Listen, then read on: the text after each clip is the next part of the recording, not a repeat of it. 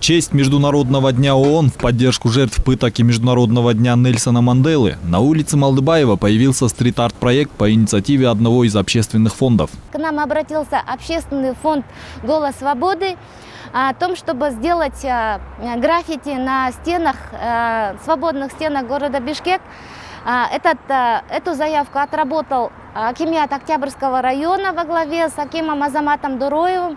Через МТУ номер 10 нашли подходящую стену, на которой нанесли граффити с изображением одного из лидеров, символов свободы африканского материка, великого Нельсона Манделы.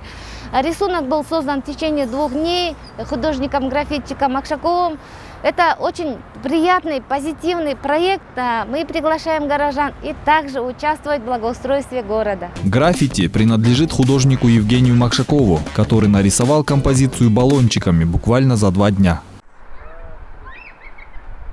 Я очень рад, что получилось реализовать такой проект.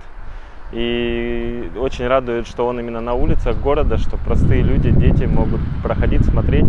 И я считаю, что многие из них впоследствии, может быть, задумаются, а что это, а почему, станут изучать этот вопрос и начнут интересоваться личностью, которая изображена.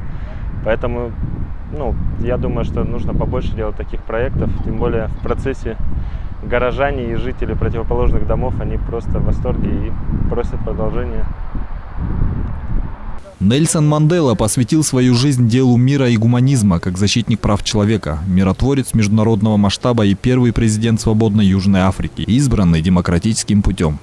Мы хотели привить молодежи такие ценности прав человека, о том, что права человека несут в себе определенные ценности, и то, что они являются таким символом свободы, символом равенства и символом защиты человеческого достоинства.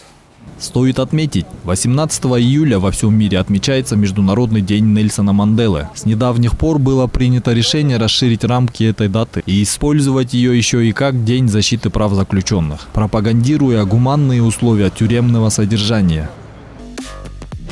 Азамат Кенжешев, Гульчурок Азумкулов, Нью ТВ.